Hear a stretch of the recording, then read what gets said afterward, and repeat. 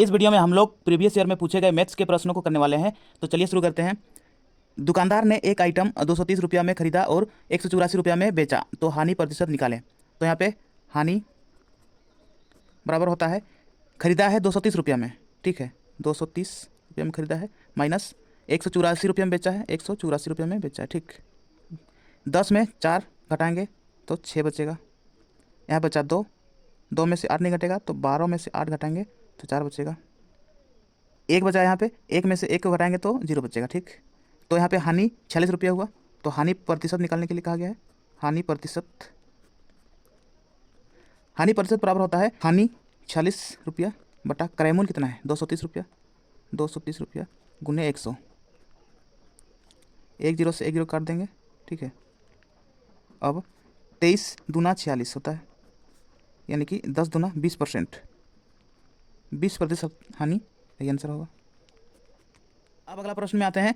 एक विशिष्ट राशि को 6:5 के अनुपात में 2 भागों में विभाजित किया गया है। यदि पहला भाग 126 रुपया का है तो कुल राशि ज्ञात कीजिए, ठीक है। तो 6:5 के अनुपात में 2 भागों में बांटा गया है, ठीक है। तो पहला राशि है 126 रुपया, तो 6 का कितना गुना है, 6 दूना 12, ठीक है, 6 का 6 21 गुना, यानी कि 5 का भी 21 गुना करना है, 5 एक का 5, 5 दूना 10, 105।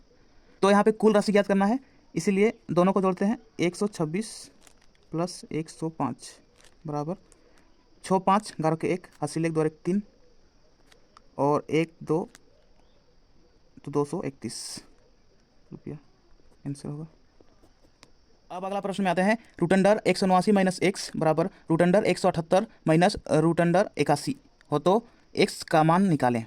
तो यहाँ पे रूट अंडर 179 माइनस एक्स बराबर में रूट 81, यानी कि 81 का वर्गमूल होता है 9, ठीक है। अगर 178 में से 9 को माइनस कर देंगे तो 18 में 9, 9 यहाँ पे बचा है 6 और 1, ठीक है।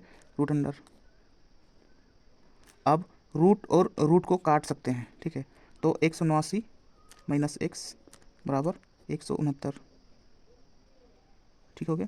तो x बराबर 179 माइनस 169, तो x बराबर 9 में से 9 को घटाएंगे तो 0, 8 में से 6 घटाएंगे तो 2, 1 में से 1 घटाएं कुछ नहीं बचेगा, x बराबर 20, यही आंसर होगा।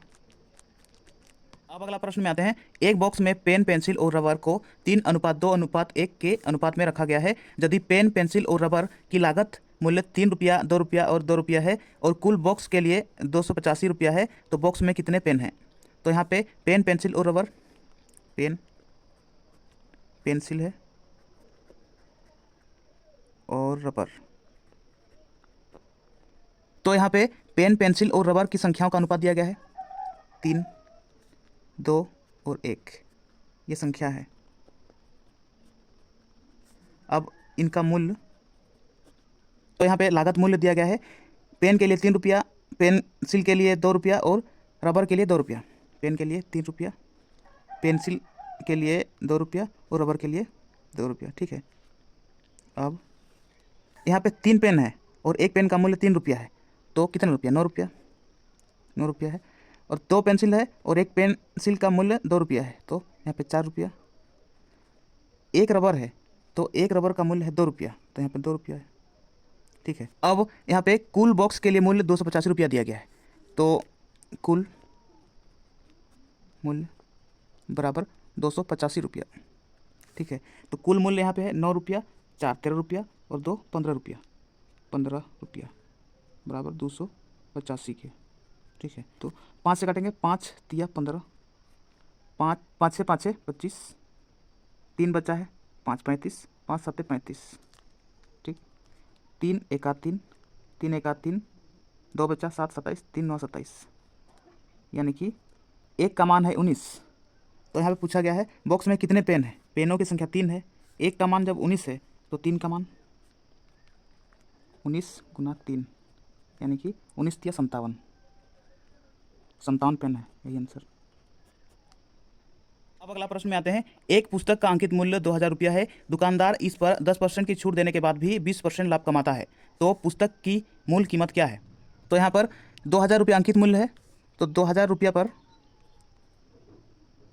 10% छूट दे रहा है, यानी कि 90/100 किसके बराबर होगा? क्रय मूल्य के 20% के बराबर होगा, यानी कि क्रय मूल्य x है, x का 120% बटे 100। ठीक है, 100 से 100 को काट देंगे, 0 से 0 को काटेंगे, 3 तिया 9, 3 चौके 12, 4 5 6 20, 1 0 2 0 लगा देंगे। ठीक है, अब x बराबर 5 तिया 15 और 2 0, 1500 रुपया, यही आंसर होगा। अब अगला प्रश्न में आते हैं। राम और राजू की आयु का अनुपात 4:5 है। यदि उनकी आयु 243 हो तो उनकी आयु में क्या अंतर है? तो यहाँ पे दोनों की आयु का अनुपात 4:5 है, यानी कि 4x + 5x बराबर, दोनों का योग 243 है, 243। तो 4 और 5 को जोड़ेंगे तो 9x बराबर 243। 9 से काटेंगे, 9 दूना 18, 18 और 6 24 होता है, और यहाँ पे 3 63, 9 7 63, x बराबर 27। ठीक है, तो अंतर यहाँ पे है 4x और 5x में अंतर है x का, तो 27 ही आंसर होगा। अब अगला प्रश्न में आते हैं। 5 संख्याओं का औसत 126 है। एक संख्या को निकालने के बाद भी औसत में कोई परिवर्तन नहीं होता है, निकाला क्या संख्या क्या है? ठीक है, तो 5 संख्याओं का औसत 126, 126 गुने 5 करेंगे। ठीक है, 5 6 30 के 0 हासिल 3, 5 दूनी 10, 3 13 के 3 हासिल 1, 5 का 5 और 1 6। ठीक, एक संख्या को निकाल देने के बाद, यानी कि यहाँ पे संख्या 4 बचता है, उसके बाद भी औसत में कोई परिवर्तन, कोई बदलाव नहीं होता है, यानी कि 126 था तो अभी भी 126 है औसत। 4 6 24 के 4 हासिल 2, 4 दूना 8, 2 10 के 0 हासिल 1, 4 के 4 और 1 5। अब इसको माइनस कर देंगे, 10 में 4 घटाएंगे तो 6 बचेगा, यहाँ पे 2 बचा है, यहाँ पे 1, यानी कि 126 संख्या था, 126 सही आंसर। अगला प्रश्न में आते हैं। निम्नलिखित 12 में से किसको पूरा भाग दिया जा सकता है? मतलब 12 से किस संख्या को पूरी तरह से विभाजित कर सकते हैं? ठीक है, तो 12 है, इसका गुणनखंड करते हैं, 3 चौके 12। तो यहाँ पे 3 और 4 का भाजकता का नियम पता होना चाहिए। तो पहले 4 को देखते हैं। 4 का भाजकता का नियम कहता है कि यदि संख्या के अंतिम 2 अंक 4 से भाज्य है तो पूरी संख्या 4 से भाज्य होगा। ठीक है, तो यहाँ पे 4 एका 4, 3 बच्चा 6 36, 4 9 36। ठीक है, ये तो भाज्य है, लेकिन 3 से भी चेक करना है। 3 के भाजकता का नियम कहता है कि संख्या के सभी अंकों का योग अगर 3 से भाज्य है तो पूरी संख्या 3 से भाज्य होगा। तो देखते हैं, 6 7 13, 13 2 15, 15 और 4 19, 19 और 7 होता है 26, 26 3 से भाग नहीं लगेगा। ठीक है, तो ये ऑप्शन गलत। ठीक, दूसरा ऑप्शन में है ये 86 है, 4 से ये भाग नहीं लगेगा, ये भी गलत। 76 भाग लगेगा, लेकिन 26 भाग नहीं लगेगा, ये भी गलत। बचा ऑप्शन 3, यही सही होगा, क्योंकि 76 4 से भाग लगता है, और 3 से भी चेक करके देखते हैं।